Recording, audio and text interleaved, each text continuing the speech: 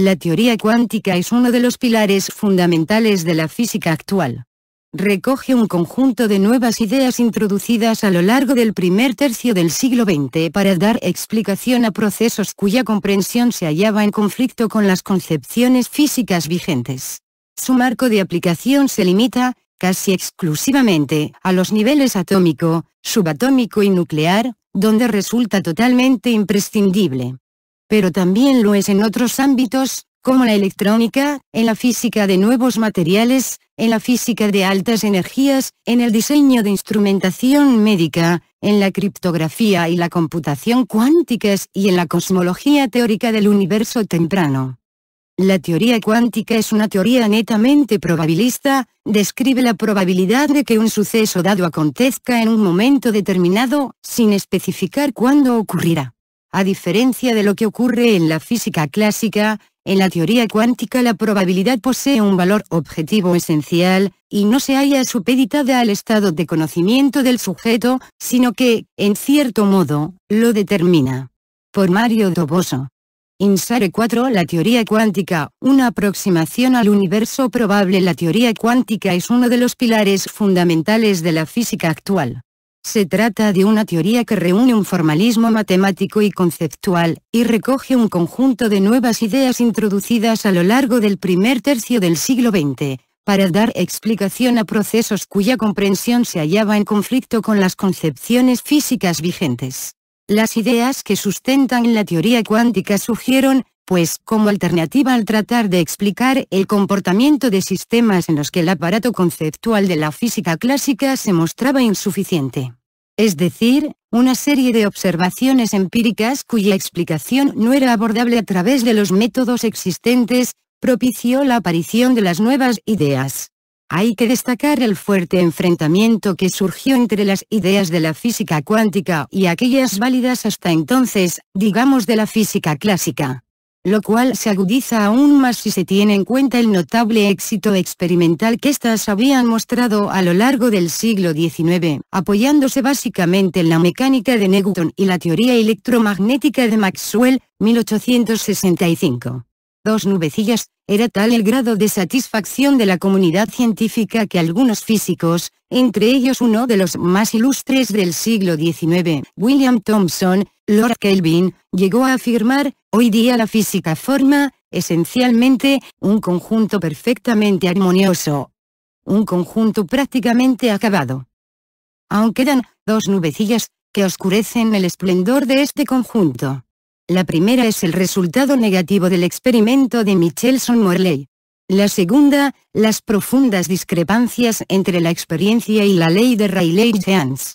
La disipación de la primera de esas dos nubecillas condujo a la creación de la teoría especial de la relatividad por Einstein, 1905, es decir, al hundimiento de los conceptos absolutos de espacio y tiempo, propios de la mecánica de Newton, y a la introducción del relativismo en la descripción física de la realidad.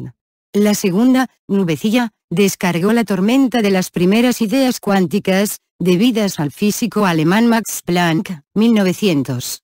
El origen de la teoría cuántica, que pretendía explicar, de manera tan poco afortunada, la ley de Rayleigh-Jeans, 1899.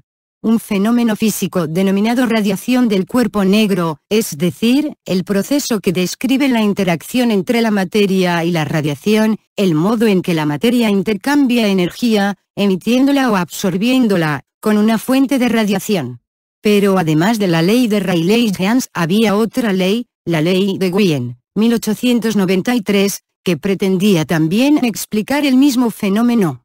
La ley de Wien daba una explicación experimental correcta si la frecuencia de la radiación es alta, pero fallaba para frecuencias bajas. Por su parte, la ley de Rayleigh-Jeans daba una explicación experimental correcta si la frecuencia de la radiación es baja, pero fallaba para frecuencias altas. La frecuencia es una de las características que definen la radiación, y en general cualquier fenómeno en el que intervengan ondas. Puede interpretarse la frecuencia como el número de oscilaciones por unidad de tiempo. Toda la gama de posibles frecuencias para una radiación en la naturaleza se hallan contenidas en el espectro electromagnético, el cual, según el valor de la frecuencia elegida, determina un tipo u otro de radiación. En 1900, Max Planck puso la primera piedra del edificio de la teoría cuántica. Postuló una ley, la ley de Planck, que explicaba de manera unificada la radiación del cuerpo negro, a través de todo el espectro de frecuencias.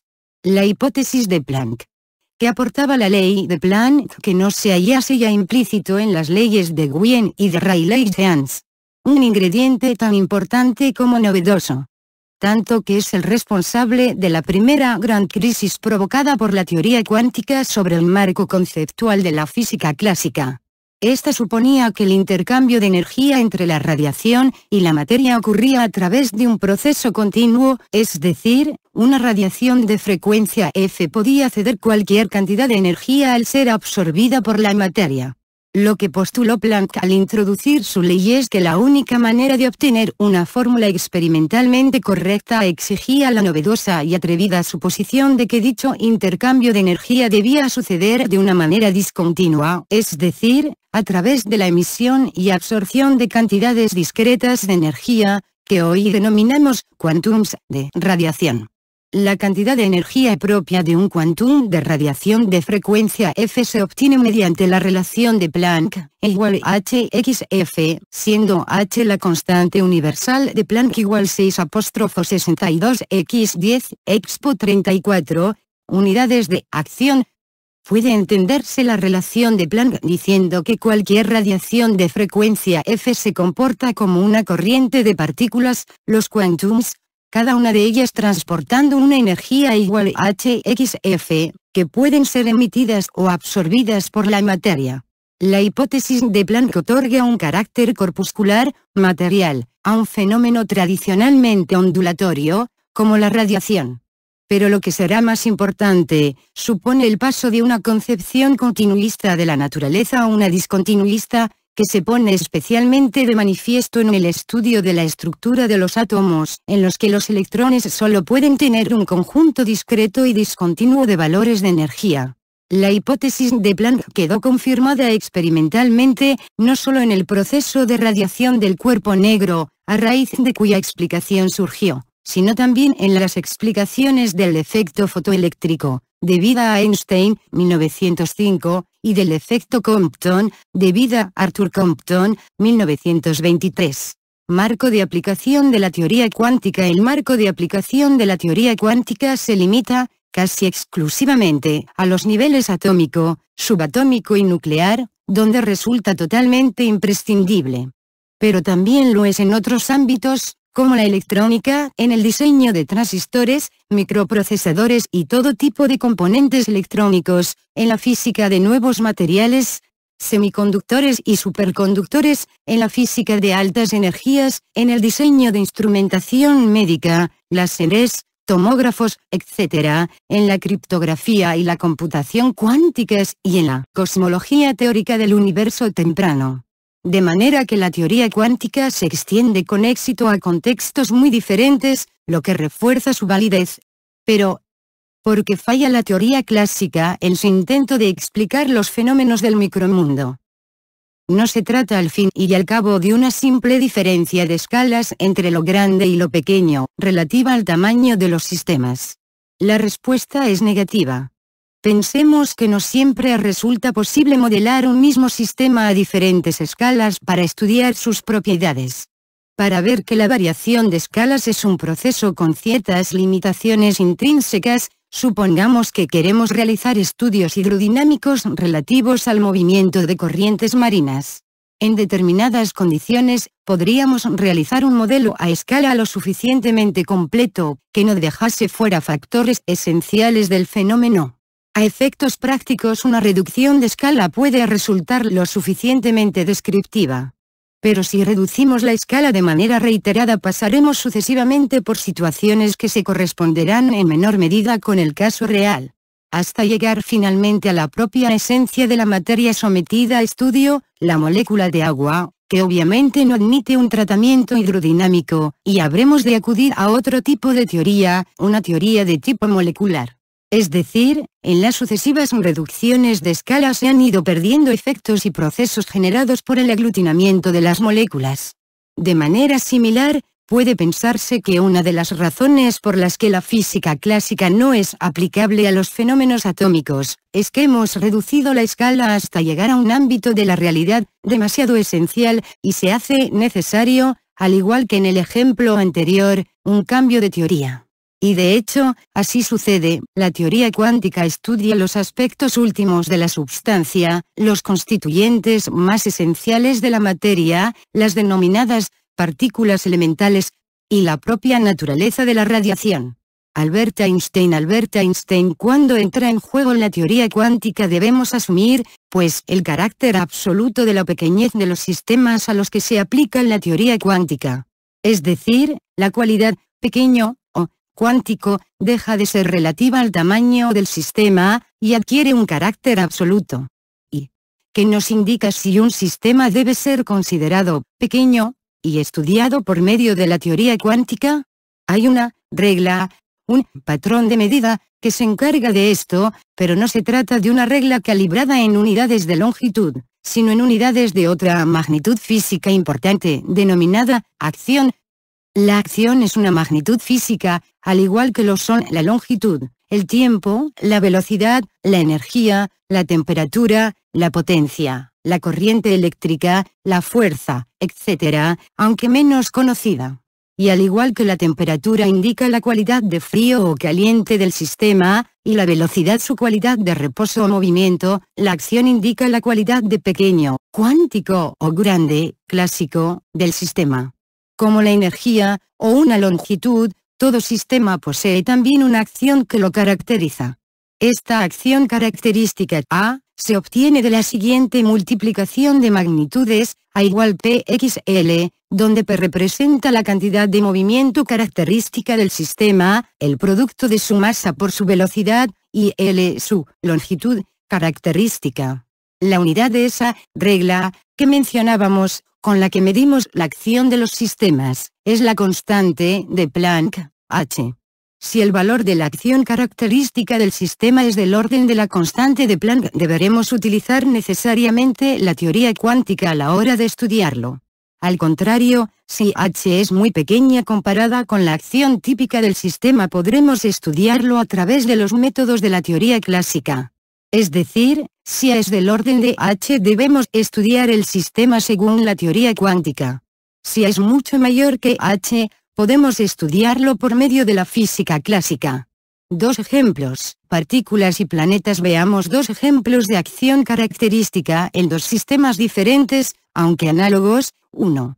El electrón orbitando en torno al núcleo en el nivel más bajo de energía del átomo de hidrógeno.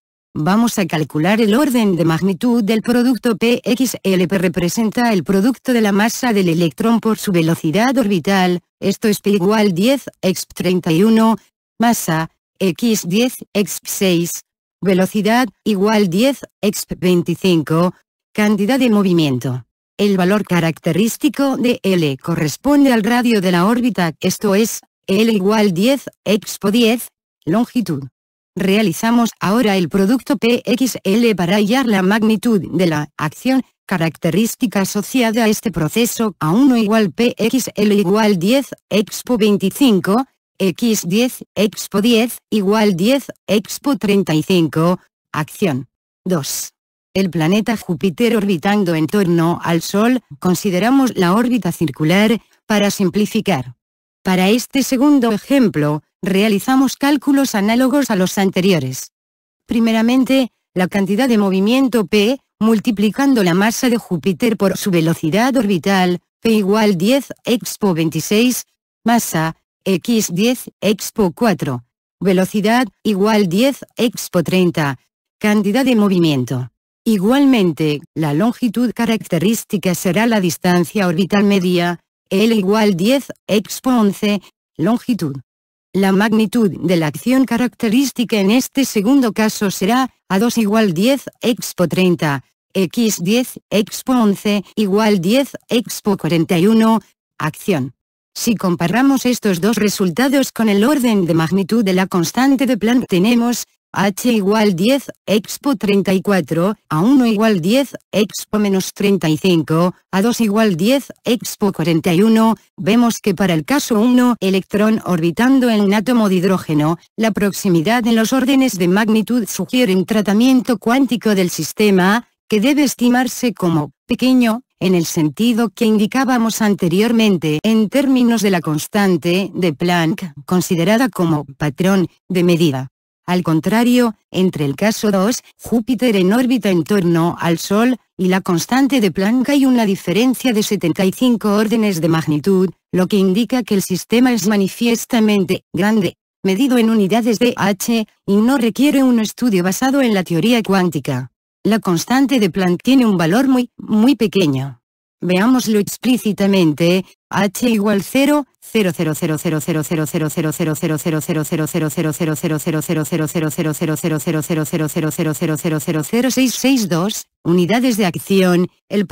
0,000000000000000000000000000000000000000000000000000000000000000000000000000000000000000000000000000000000000000000000000000000000000000000000000000000000000000000000000000000000000000000000000000000000000000000000000000000000000000000000000000000000000000000000000000000000000000000000000000000000000000000000000000000000000000000000000000000000000000000000000000000000000000000000000000000000000000000000000000000000000000000000000000000000000000000000000000000000000000000000000000000000000000000000000000000000000000000000000000000000000000000000000000อั่ provoca que no resulte fácil descubrir la pequeñez extrema de h provoca que no resulte fácil descubrir los aspectos cuánticos de la realidad, que permanecieron ocultos a la física hasta el siglo XX. Allá donde no sea necesaria la teoría cuántica, la teoría clásica ofrece descripciones suficientemente exactas de los procesos, como en el caso del movimiento de los planetas, según acabamos de ver aspectos esencialmente novedosos de la teoría cuántica. Los aspectos esencialmente novedosos, no clásicos, que se derivan de la teoría cuántica son, a. Carácter corpuscular de la radiación, hipótesis de Planck. B. Aspecto ondulatorio de las partículas, hipótesis de Broglie. C. Existencia de magnitudes físicas cuyo espectro de valores es discontinuo. Por ejemplo, los niveles de energía del átomo de hidrógeno, modelo atómico de Bohr. Implicaciones de A. Carácter corpuscular de la radiación. Tradicionalmente se había venido considerando la radiación como un fenómeno ondulatorio. Pero la hipótesis de Planck la considera como una corriente de partículas, quantums. ¿Qué naturaleza tiene, entonces, la radiación, ondulatoria o corpuscular? Las dos. Manifiesta un carácter marcadamente dual. Se trata de aspectos que dentro del formalismo cuántico no se excluyen, y se integran en el concepto de quantum. El quantum de radiación puede manifestar propiedades tanto corpusculares como ondulatorias, según el valor de la frecuencia de la radiación. Para valores altos de la frecuencia, en la región gamma del espectro, predomina el carácter corpuscular. En tanto que para frecuencias bajas, en la región del espectro que describe las ondas de radio, predomina el aspecto ondulatorio. Implicaciones de B. Carácter ondulatorio de las partículas. Se comprobó en experimentos de difracción de electrones y neutrones. Lo que ponen de manifiesto estos experimentos es que una clase de onda acompaña el movimiento de las partículas como responsable del fenómeno de difracción. De manera que nuevamente tenemos un ejemplo de dualidad entre las propiedades corpusculares y ondulatorias, asociadas en este caso a las partículas. Pero la aparición del fenómeno ondulatorio no se produce únicamente a nivel microscópico, también se manifiesta para objetos macroscópicos, aunque en este caso la onda asociada tiene una longitud de onda tan pequeña que en la práctica es inapreciable y resulta imposible la realización de un experimento de difracción que la ponga de manifiesto. Implicaciones de C. Existencia de magnitudes físicas discontinuas. Pone de manifiesto el carácter intrínsecamente discontinuo de la naturaleza, lo que se evidencia, como ejemplo más notable, en el espectro de energía de los átomos. A partir de la existencia de estas discontinuidades energéticas se explica la estabilidad de la materia. Dios no juega los dados. Dios no juega los dados. Un ejemplo concreto analicemos para el caso del átomo de hidrógeno, según el modelo de Bohr, cómo se conjugan estos tres supuestos cuánticos anteriores, A, B y C. El átomo de hidrógeno se entiende como un sistema estable formado por un electrón y un protón. El electrón puede hallarse en un conjunto infinito, pero discontinuo de niveles de energía, supuesto C. Para pasar de un nivel a otro, el electrón debe absorber o emitir un quantum discreto de radiación, supuesto A, cuya energía sea igual a la diferencia de energía entre esos niveles. Los niveles posibles de energía de los electrones se representan matemáticamente por funciones ondulatorias, supuesto B, denominadas funciones de estado, que caracterizan el estado físico del electrón en el nivel de energía correspondiente. Para conocer el valor experimental de cualquier propiedad referente a la partícula debe preguntarse a su función de estado asociada.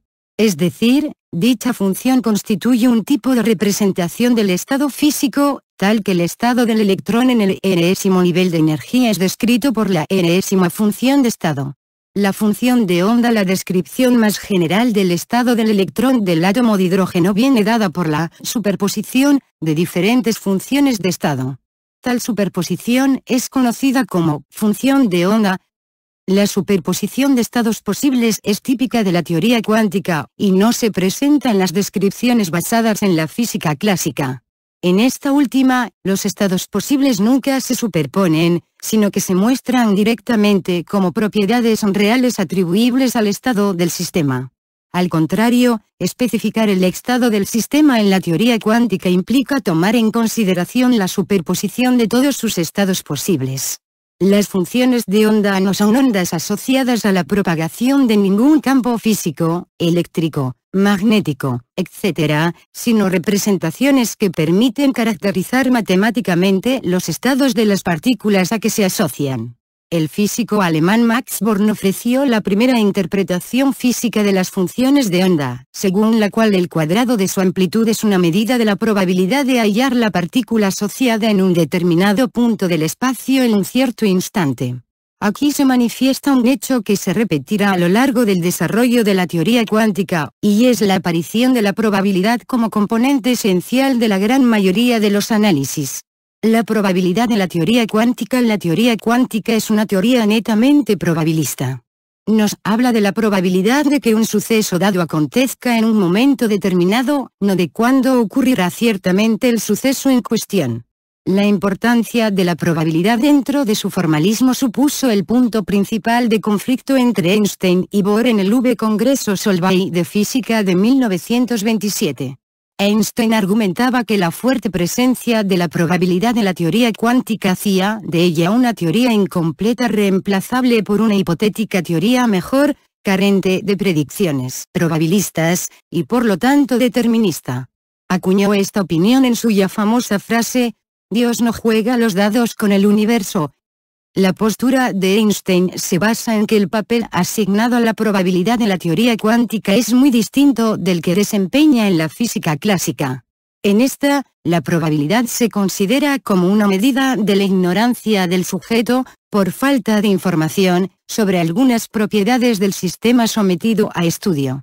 Podríamos hablar, entonces, de un valor subjetivo de la probabilidad. Pero en la teoría cuántica la probabilidad posee un valor objetivo esencial, y no se halla supeditada al estado de conocimiento del sujeto, sino que, en cierto modo, lo determina. En opinión de Einstein, habría que completar la teoría cuántica introduciendo en su formalismo un conjunto adicional de elementos de realidad, a los que se denominó variables ocultas, supuestamente obviados por la teoría, que al ser tenidos en cuenta aportarían la información faltante que convertiría sus predicciones probabilistas en predicciones deterministas.